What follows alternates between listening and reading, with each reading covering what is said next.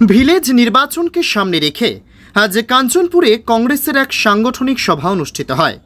Kanchanpur block কংগ্রেসের উদ্যোগে কংগ্রেস ভবনে অনুষ্ঠিত এই সভায় ত্রিপুরা প্রদেশ কংগ্রেসের সভাপতি আশিস কুমার সাহা উপস্থিত ছিলেন। সাহা সাংবাদিকদের জানান, আসন্ন ভিলেজ নির্বাচনকে সামনে রেখে সংগঠনকে মজবুত করতে গত 5ই মে আগরতলা কংগ্রেস ভবনে সিদ্ধান্ত নেওয়া হয়।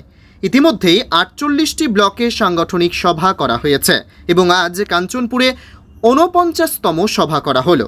তিনি বলেন, এই সভার পর কাঞ্চনপুরের প্রত্যন্ত অঞ্চল আশাপাড়া, ভান্ডারিমা, কনপুই, ফুলদংসাই, ভাংমুন এসব অঞ্চলের দলের কর্মীদের সাথে সাথে করবেন।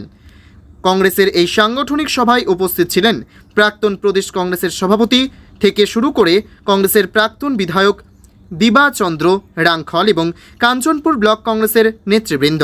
প্রথমেই সাংবাদিক বন্ধুদের আমি স্বাগত জানাই এই কাঞ্চনপুর কংগ্রেস ভবনে। কাঞ্চনপুর ব্লক কংগ্রেসের উদ্যোগে আজকে সাংগঠনিক সভা। বিগত 5ই মে আগরতলায় প্রদেশ কংগ্রেসের এক বর্ধিত সভায় সিদ্ধান্ত ছিল প্রতিটা ব্লকে গিয়ে ব্লক নেতৃবৃন্দদের নিয়ে সভা করার। আমরা ইতিমধ্যে 48টা ব্লকে আমাদের সাংগঠনিক সভা করে আজকে কাঞ্চনপুরে যে সভা আমরা করছি এটা হবে আমাদের 49তম ব্লক সাংগঠনিক সভা। এই সভায় আমরা সংগঠন সম্পর্কিত বিষয় নিয়ে পর্যালোচনা করব।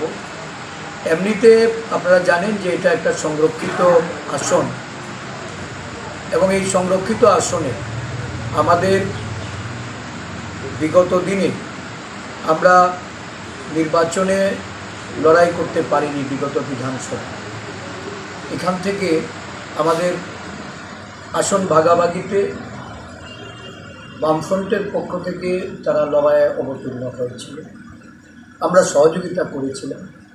সাংগঠনিকভাবে আমাদের প্রচেষ্টা থাকে শাসক দলকে পরাস্ত করার জন্য। আন্তরিকভাবে আমরা এই ইন্ডিয়া ব্লক বা আমাদের যে সঙ্গী যারা থাকেন সাথী তাদেরকে সহযোগিতা করি। সামনে আমাদের গ্রাম পঞ্চায়েত ভিলেজ কমিটির নির্বাচন অনুষ্ঠিত হবে। এই কাঞ্চনপুর জুড়ে যে ভিলেজ কমিটিগুলি আছে, এই ভিলেজ কাউন্সিল নির্বাচন আমরা যেন আমাদের দলের সাংগঠনিক শক্তির উপর দাঁড়িয়ে ভিলেজ কমিটির নির্বাচনগুলিতে আমরা অংশগ্রহণ করতে পারি, এই লক্ষ্যকে সামনে রেখেই সংগঠনকে শক্তিশালী করার জন্য আমরা ব্লক ভিত্তিক পরিক্রমায় বেরিয়েছি।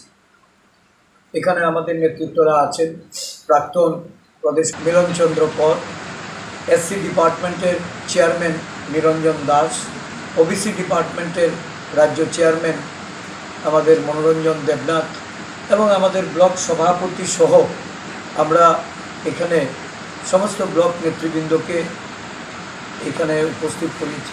পার্শ্ববর্তী আমাদের যে পেচারথল ব্লকের সভাপতি প্রদোষ দেওয়ান, উনিও আমাদের সাথে আজকে এখানে সফরসঙ্গী হয়েছেন।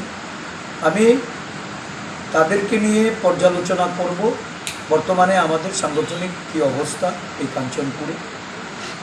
এটা ঠিক যে আমরা প্রদেশ নেতৃত্ব খুব ঘন ঘন কাঞ্চনপুরে আমরা আসতে পারি না। আমরা যাদেরকে ইনচার্জ রূপে এই উত্তর জেলার দায়িত্ব আমরা দিয়েছি, যেটা ধর্মনগর জেলা সাংগঠনিকভাবে, এই জেলায় আমাদের নেতৃত্বরা তারা কাঞ্চনপুর আসছেন। কাঞ্চনপুরের সংগঠনকে শক্তিশালী করার জন্য তারা যে প্রক্রিয়া শুরু করেছেন, আমাদের আস্থা যে আগামী ভিলেজ কাউন্সিল নির্বাচনের পূর্বে আমাদের দল তাদের সাংগঠনিক শক্তি নিয়ে তারা ঝাঁপিয়ে পড়তে সক্ষম হবে। অমৃত পালের রিপোর্ট, গণ আওয়াজ।